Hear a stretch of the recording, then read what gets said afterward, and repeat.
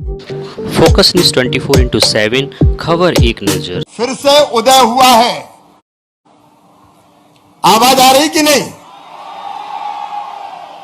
मध्य प्रदेश के सौभाग्य के सूर्य का फिर से उदय हुआ है। आज फिर से नरेंद्र मोदी जी पधारे हैं। मैं मध्य प्रदेश की 8.5 करोड़ जनता की ओर से उनका अभिनंदन करता हूं, उनका हृदय से स्वागत करता हूं। जो कभी पिछले सरकारों में जो कभी गंदे और बदबू मारते हुए रेलवे स्टेशन होते थे, उनको शानदार एयरपोर्ट में बदल दे, उसको मोदी विजन कहते हैं। मोदी विजन हमने देखा जब प्रधानमंत्री जी पहली बार आए थे यहां, तब हबीबगंज रेलवे स्टेशन का नाम बदल के रानी कमलापति रेलवे स्टेशन किया गया था और आज वर्ल्ड क्लास रेलवे स्टेशन बना है। बहनों और भाइयों, इस बार फिर वंदे भारत ट्रेन की सौगात दे रहे हैं। भोपाल से दिल्ली अब कम समय में हम पहुंच सकेंगे, लेकिन मन में प्रसन्नता होती है। एक सरकार थी कांग्रेस की जिन्होंने विदेशी तंत्र दिया था, लेकिन मोदी जी ने स्वदेशी का मंत्र दिया है। यह वंदे भारत स्वदेशी है पूरी तरह से। अब हमारी ट्रेन स्वदेशी। सेना ने यहां एक मेला लगाया है, उसमें टैंक स्वदेशी, युद्धपोत स्वदेशी। यह मोदी जी के नेतृत्व में चमत्कार हो रहा है। यह मोदी विजन है, जिन्होंने पूरे देश को बदला है, मध्य प्रदेश भी बदला है। न केवल वंदे मातरम ट्रेन, बल्कि शानदार हाईवे, 4 लाख किलोमीटर सड़कें मध्य प्रदेश की धरती पर बनी है। यह नरेंद्र मोदी विजन है। सिंचाई की क्षमताओं का विस्तार हुआ है, यह भी मोदी जी का विजन है।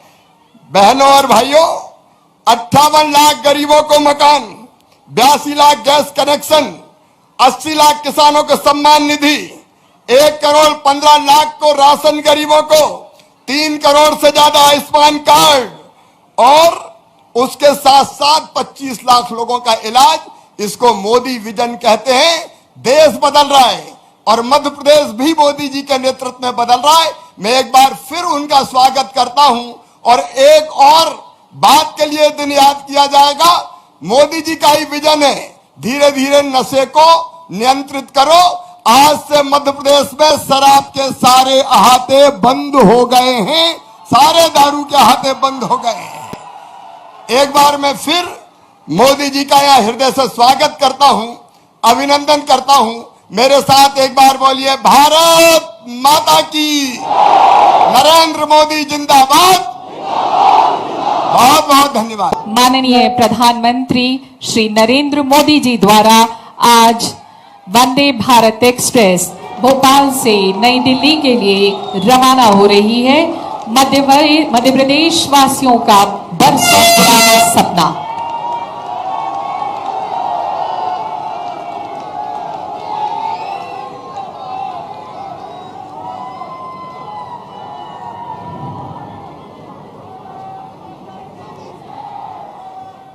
इस पल का मध्य प्रदेश वासियों को बरसों से इंतजार रहा है। 300 से ज्यादा स्कूली बच्चे वंदे भारत से सफर कर रहे हैं।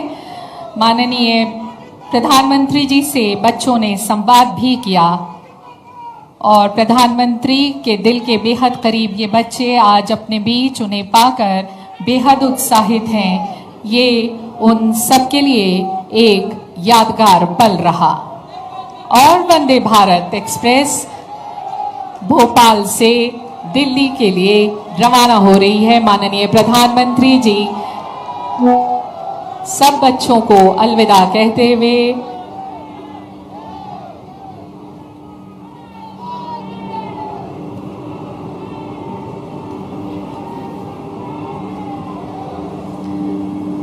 माननीय प्रधानमंत्री को अपने बीच पाकर ये बच्चे बेहद उत्साहित हैं, बहुत खुश हैं।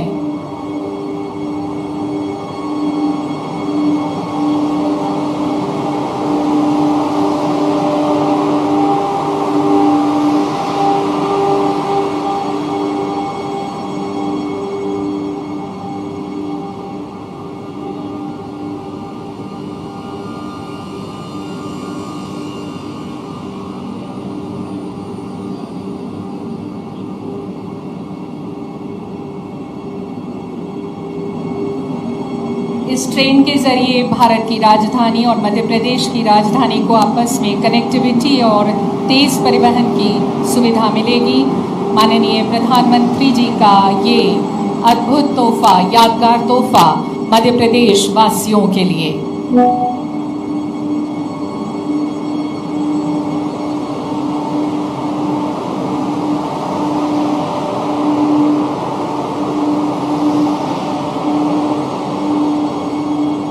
इस ट्रेन के माध्यम से यात्रीगण रानी कमलापति और नई दिल्ली के मध्य आने वाले धार्मिक एवं पर्यटन स्थलों की सुगम एवं तेज यात्रा के अनुभव के साथ प्राकृतिक सौंदर्य का लुत्फ भी उठाएंगे। इस ट्रेन के माध्यम से यात्रीगण बहुत ही कम समय में भोपाल और दिल्ली का सुगम एवं सुविधाजनक सफर कर सकेंगे।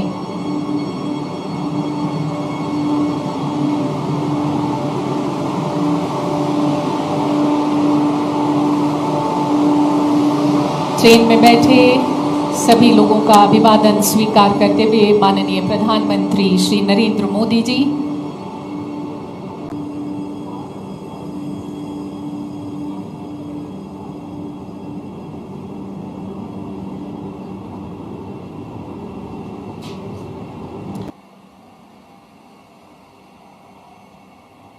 वंदे भारत ट्रेन भारत की 11वीं तथा मध्य प्रदेश की पहली वंदे भारत ट्रेन है। आज हम सब साक्षी बने हैं। माननीय प्रधानमंत्री जी द्वारा हरी झंडी दिखाकर इसे भोपाल से दिल्ली के लिए रवाना किया गया। पूरे मध्य प्रदेश वासी माननीय प्रधानमंत्री जी के आभारी हैं।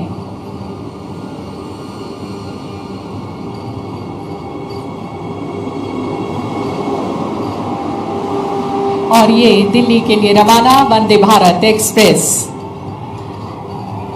अब हम आमंत्रित करते हैं जिनकी शब्द ध्वनि सुनने के लिए आप हम सब बड़ी देर से प्रतीक्षारत हैं, माननीय प्रधानमंत्री जी श्री नरेंद्र मोदी जी। भारत माता की, भारत माता की। मध्य प्रदेश के राज्यपाल श्रीमान मंगूभाई पटेल, मुख्यमंत्री भाई शिवराज जी, रेल मंत्री अश्विनी जी, अन्य सभी महानुभाव और विशाल संख्या में आए हुए भोपाल के मेरे प्यारे भाइयों और बहनों, सबसे पहले मैं इंदौर मंदिर में रामनवमी का जो हादसा हुआ, मैं अपना दुख व्यक्त करता हूं। इस हादसे में जो लोग असमय हमें छोड़ गए, उन्हें मैं श्रद्धांजलि देता हूं। उनके परिवारों के प्रति अपनी संवेदना व्यक्त करता हूं। जो श्रद्धालु जख्मी हुए हैं, जिनका अस्पताल में इलाज जारी है, मैं उनके जल्द स्वास्थ्य की भी कामना करता हूं। साथियों, आज एमपी को अपनी पहली वंदे भारत एक्सप्रेस ट्रेन मिली है। वंदे भारत एक्सप्रेस से भोपाल और दिल्ली के बीच का सफर और तेज हो जाएगा। ये ट्रेन प्रोफेशनल्स के लिए, नौजवानों के लिए, कारोबारियों के लिए नई सुविधा लेकर के आएगी। साथियों, ये आयोजन जिस आधुनिक और भव्य रानी कमलापति स्टेशन पर हो रहा है, उसका लोकार्पण करने का सौभाग्य भी आप सबने मुझे दिया था। आज मुझे यहीं से दिल्ली के लिए भारत की आधुनिकतम वंदे भारत ट्रेन को रवाना करने का आपने अवसर दिया है। रेलवे के इतिहास में कभी बहुत कम ऐसा हुआ होगा कि एक ही स्टेशन पर इतने कम अंतराल में किसी प्रधानमंत्री का दोबारा आना हुआ हो।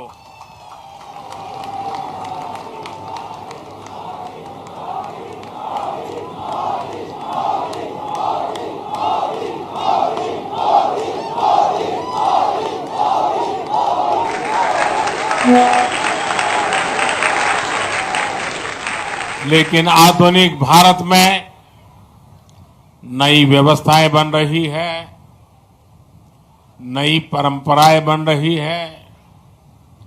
आज का कार्यक्रम इसी का भी एक उत्तम उदाहरण है। साथियों, अभी यहां मैंने जो यात्री के रूप में हमारे स्कूल के बच्चे जा रहे थे, कुछ पल उनके बीच बताया, उनसे संवाद भी किया। उनके भीतर इस ट्रेन को लेकर जो उत्सुकता थी, उमंग थी, वो देखने योग्य थी। यानी एक तरह से वंदे भारत ट्रेन विकसित होते भारत की उमंग और तरंग का प्रतीक है। और आज जब ये कार्यक्रम तय होता था तो मुझे बताया गया कि 1 तारीख को कार्यक्रम है। मैंने कहा, भाई 1 अप्रैल को क्यों रखते हो? जब अखबार में खबर आएगी कि 1 अप्रैल को मोदी जी वंदे भारत ट्रेन को झंडी दिखाने वाले हैं, तो हमारे कांग्रेस के मित्र जरूर बयान देंगे, ये मोदी तो अप्रैल फूल करेगा।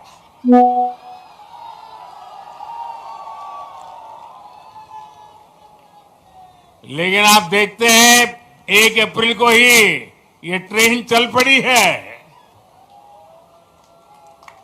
साथियों, ये हमारे कौशल, हमारे सामर्थ्य, हमारे आत्मविश्वास का भी प्रतीक है।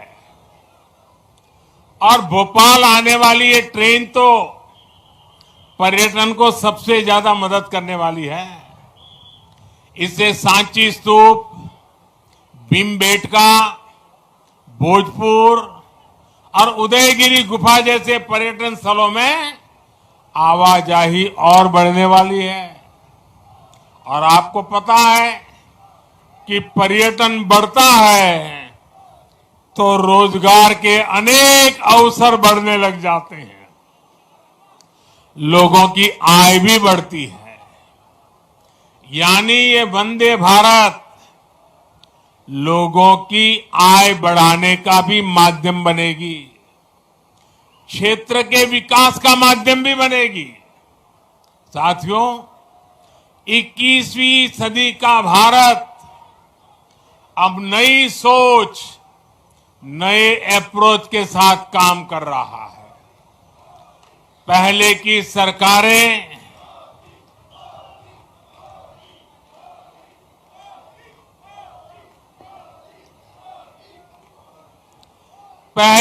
सरकारें तुष्टीकरण में ही इतना व्यस्त रही कि देशवासियों के संतुष्टीकरण पर उनका ध्यान ही नहीं गया। वे वोट बैंक के तुष्टीकरण में जुटे हुए थे। हम देशवासियों के संतुष्टीकरण में समर्पित है। पहले की सरकारों में एक और बात पर बड़ा जोर रहा, वो देश के एक ही परिवार को देश का प्रथम परिवार मानती रही। देश के गरीब परिवार, देश के मध्यम वर्गीय परिवार, उन्होंने अपने हाल पर ही छोड़ दिया था। इन परिवारों की आशाएं, अपेक्षाएं, उन्हें पूछने वाला ही कोई नहीं था। इसका जीता जागता उदाहरण रही है हमारी भारतीय रेल, भारतीय रेलवे दरअसल सामान्य भारतीय परिवार की सवारी है।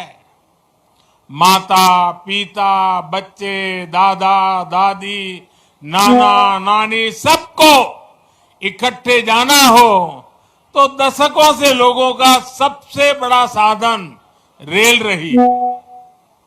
क्या सामान्य भारतीय परिवार की इस सवारी को समय के साथ आधुनिक नहीं किया जाना चाहिए था? क्या रेलवे को ऐसे ही बदहाल छोड़ देना सही था? साथियों, आजादी के बाद भारत को एक बनाया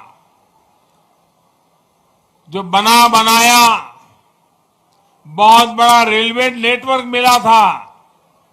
तब की सरकारें चाहती तो बहुत तेजी से रेलवे को आधुनिक बना सकती थी, लेकिन राजनीतिक स्वार्थ के लिए, लोक लुभावन वादों के लिए रेलवे के विकास को ही बलि चढ़ा दिया गया। हाल तो ये थी कि आजादी के इतने दशकों बाद भी हमारे नॉर्थ ईस्ट के राज्य ट्रेन से नहीं जुड़े थे। साल 2014 में जब आपने मुझे सेवा का अवसर दिया तो मैंने तय किया कि अब ऐसा नहीं होगा, अब रेलवे का कायाकल्प होके रहेगा। बीते 9 वर्षों में हमारा ये निरंतर प्रयास रहा है कि भारतीय रेल दुनिया का श्रेष्ठ रेल नेटवर्क कैसे बने। साल 2014 से पहले भारतीय रेल को लेकर क्या क्या खबरें आती थी, ये आप भली भांति जानते हैं। इतने बड़े रेल नेटवर्क में जगह जगह हजारों मानव रहित फाटक थे। वहां से अक्सर दुर्घटनाओं की खबरें आती थी। कभी कभी स्कूल के बच्चों की मौत की खबरें दिल दहला देती थी। आज ब्रॉडगेज नेटवर्क मानव रहित फाटकों से मुक्त हो चुका है। पहले ट्रेनों के दुर्घटनाग्रस्त एक्सीडेंट होने और जान माल की हानि की घटनाएं भी आए दिन आती रहती थी। आज भारतीय रेल बहुत अधिक सुरक्षित हुई है। यात्री सुरक्षा को मजबूत देने के लिए रेलवे में मेड इन इंडिया कवच प्रणाली का विस्तार किया जा रहा है। साथियों, सुरक्षा सिर्फ हादसों से ही नहीं है, बल्कि अब सफर के दौरान भी अगर किसी यात्री को शिकायत होती है तो त्वरित कार्रवाई की जाती है। इमरजेंसी की स्थिति में भी बहुत कम समय में सहायता उपलब्ध कराई जाती है। ऐसी व्यवस्था का सबसे अधिक लाभ हमारी बहनों बेटियों को हुआ है। पहले साफ सफाई की शिकायतें भी बहुत कम आती थी। रेलवे स्टेशनों पर थोड़ी देर रुकना भी सजा जैसा लगता था। ऊपर से ट्रेनें कई कई घंटे लेट चला करती थी। आज साफ सफाई भी बेहतर और ट्रेनों के लेट होने की शिकायतें भी निरंतर कम हो रही है। पहले तो स्थिति ये थी, लोगों ने शिकायत करना ही बंद कर दिया था, कोई सुनने वाला ही नहीं था। आपको याद होगा, पहले टिकटों की कालाबाजारी तो शिकायतों में सामान्य बात थी। मीडिया में आए दिन इससे जुड़े स्टिंग ऑपरेशन दिखाए जाते थे, लेकिन आज टेक्नोलॉजी का उपयोग कर हमने ऐसी अनेक समस्याओं का समाधान किया है। साथियों, आज भारतीय रेलवे देश के छोटे शिल्पकारों और कारीगरों के उत्पादों को देश के हर कोने तक पहुंचाना का भी बड़ा माध्यम बन रही है। वन स्टेशन वन प्रोडक्ट इस योजना के तहत जिस क्षेत्र में वो स्टेशन है वहां के प्रसिद्ध कपड़े, कलाकृतियां, पेंटिंग, हस्तशिल्प, बर्तन आदि यात्री स्टेशन पर ही खरीद सकते हैं। इसके भी देश में करीब करीब 600 आउटलेट बनाए जा चुके हैं। मुझे खुशी है कि बहुत ही कम समय में इनसे 1 लाख से ज्यादा यात्री खरीदारी कर चुके हैं। साथियों, आज भारतीय रेल देश के सामान्य परिवारों के लिए सुविधा का पर्याय बन रही है। आज देश में अनेकों रेलवे स्टेशनों का आधुनिकीकरण किया जा रहा है। आज देश के 6000 स्टेशनों पर वाईफाई की सुविधा दी जा रही है। देश के 900 से ज्यादा प्रमुख रेलवे स्टेशनों पर सीसीटीवी लगाने का काम पूरा हो चुका है। हमारी ये वंदे भारत एक्सप्रेस तो पूरे देश में हमारी युवा पीढ़ी में सुपर हिट हो चुकी है। साल भर इन ट्रेनों की सीटें फुल जा रही है। देश के हर कोने से वंदे भारत चलाने की मांग की जा रही है। पहले सांसदों की चिट्ठियां आती थी, तो चिट्ठी क्या आती थी? सांसद लिखते थे फलानी ट्रेन ये स्टेशन पर रोकने की व्यवस्था हो, अभी 2 स्टेशन पर रुकती है, 3 पर रोकने की व्यवस्था हो, यहां रोकी जाए वहां रोकी जाए, यही आता था। आज मुझे गर्व है, मुझे संतोष है जब सांसद चिट्ठी लिखते हैं और मांग करते हैं कि हमारे यहां भी वंदे भारत जल्दी से जल्दी चालू हो। साथियों, रेलवे यात्रियों की सुविधाएं बढ़ाने का यह अभियान लगातार बहुत तेज गति से चल रहा है। इस साल के बजट में भी रेलवे को रिकॉर्ड धनराशि दी गई है। एक समय था जब रेलवे के विकास की बात होते ही घाटे की बात की जाती थी, लेकिन अगर विकास की इच्छा शक्ति हो, नियत साफ हो और निष्ठा पक्की हो तो नए रास्ते भी निकल ही आते हैं। बीते 9 वर्षों में हमने रेलवे के बजट को लगातार बढ़ाया है। मध्य प्रदेश के लिए भी इस बार 13,000 करोड़ रुपए से अधिक का रेलवे बजट आवंटित किया गया है, जबकि 2014 से पहले मध्य प्रदेश के लिए हर वर्ष औसतन 600 करोड़ रुपया, आप बताइए 600 करोड़ रुपए रेलवे बजट था। कहां 600 और कहां आज 13,000 करोड़। साथियों, आज रेलवे में कैसे आधुनिकीकरण हो रहा है, इसका एक उदाहरण इलेक्ट्रिफिकेशन का काम भी है। आज आप आए दिन सुन रहे हैं कि देश के किसी न किसी हिस्से में रेलवे नेटवर्क का 100% बिजलीकरण हो चुका है। जिन 11 राज्यों में 100% बिजलीकरण हो चुका है, उसमें मध्य प्रदेश भी शामिल है। 2014 से पहले हर साल एवरेज 600 किलोमीटर रेलवे रूट का इलेक्ट्रिफिकेशन होता था। अब हर साल औसतन 6,000 किलोमीटर का इलेक्ट्रिफिकेशन हो रहा है। ये है हमारी सरकार के काम करने की रफ्तार। साथियों, मुझे खुशी है मध्य प्रदेश आज पुराने दिनों को पीछे छोड़ चुका है। अब मध्य प्रदेश निरंतर विकास की नई गाथा लिख रहा है।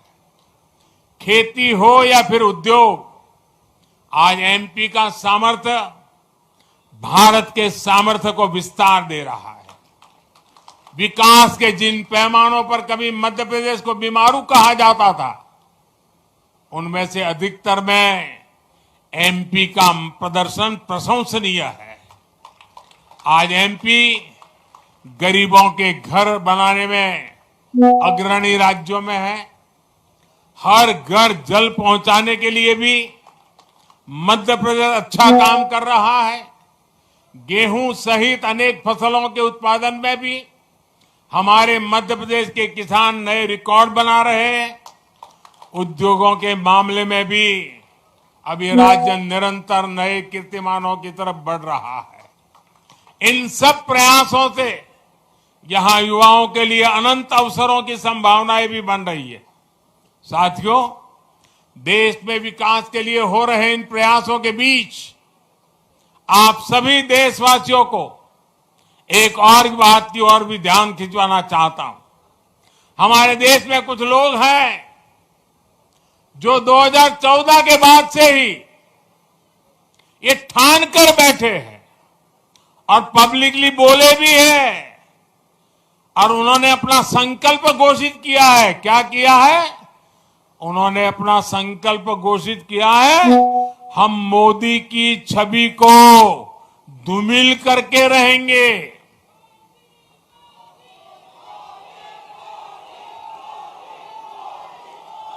इसके लिए इन लोगों ने भांति भांति के लोगों को सुपारी दे रखी है और खुद भी मोर्चा संभाले हुए हैं।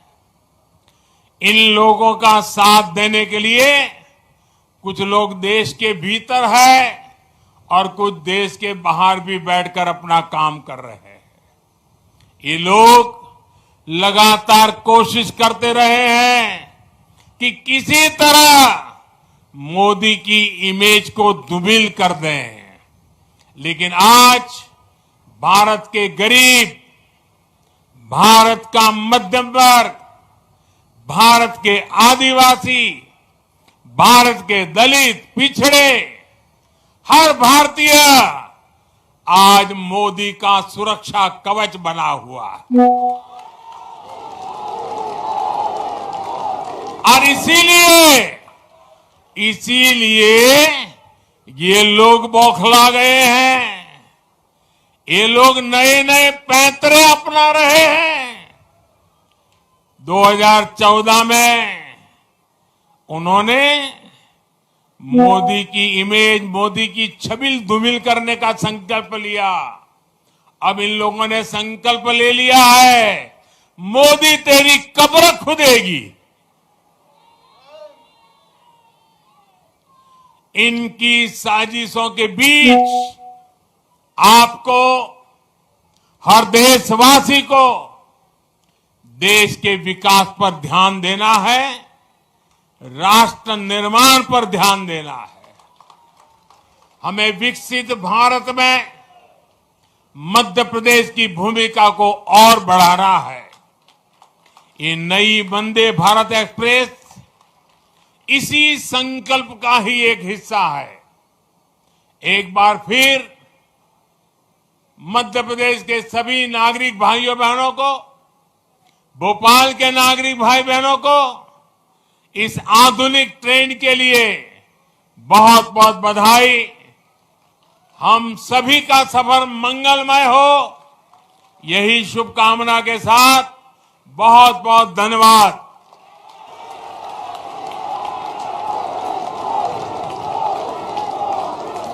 धन्यवाद माननीय प्रधानमंत्री जी।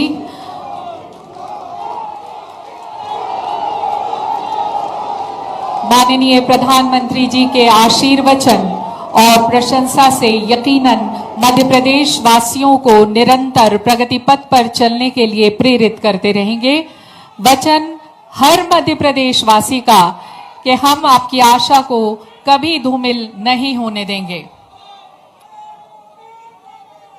माननीय प्रधानमंत्री जी और सभी गणमान्य अतिथियों का हृदय से आभार।